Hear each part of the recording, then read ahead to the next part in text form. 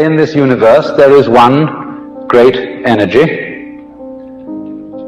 and we have no name for it. People have tried various names for it, like God, like Brahman, like Tao, but in the West the word God has got so many funny associations attached to it that most of us are bored with it. When people say God the Father Almighty, most people feel funny inside. But according to Buddhist philosophy, all this universe is one tathata. That means 10,000 functions or 10,000 things, one suchness. And we're all one suchness. And that means that suchness comes and goes like everything else, because this whole world is an on and off system. As the Chinese say, it's the yang and the yin. And therefore it consists of now you see it, now you don't, here you are, here you aren't, here you aren't. Because that's the very nature of energy, to be like waves, and waves have crests and troughs. Only we, being under a certain kind of sleepiness or illusion, imagine that the trough is going to overcome the wave or the crest.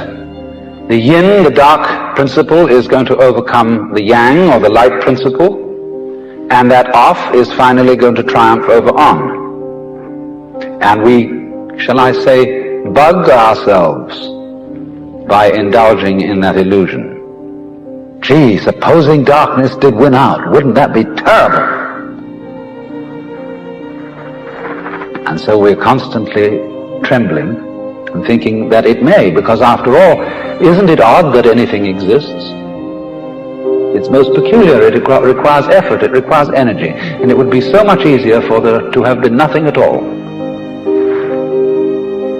Therefore we think, well, since the is side of things is so much effort, you always give up after a while and you sink back into death.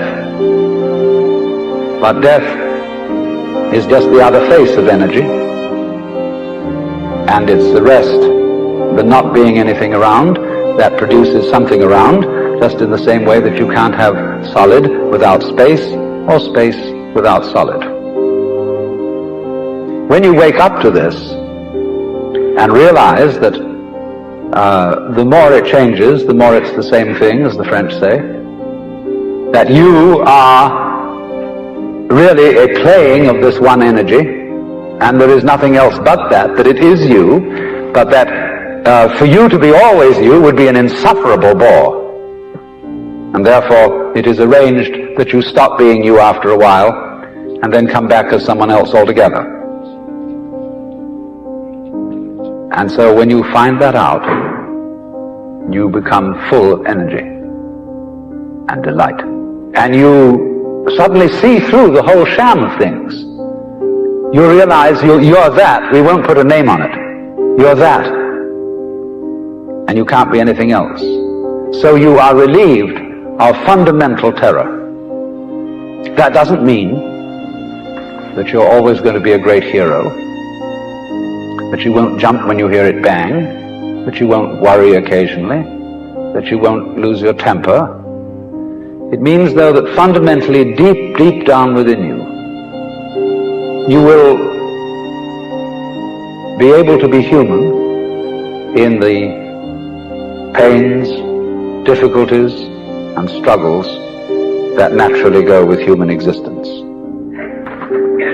But to have no hang-up, that is to say, to be able to drift like a cloud and flow like water, seeing that all life is a magnificent illusion, a playing of energy, and there is absolutely nothing fundamentally to be afraid of.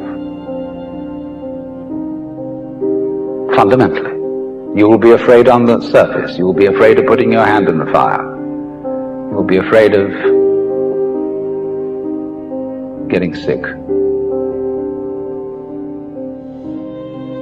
But you will not be afraid of fear. Fear will pass over your mind like a black cloud will be reflected in the mirror.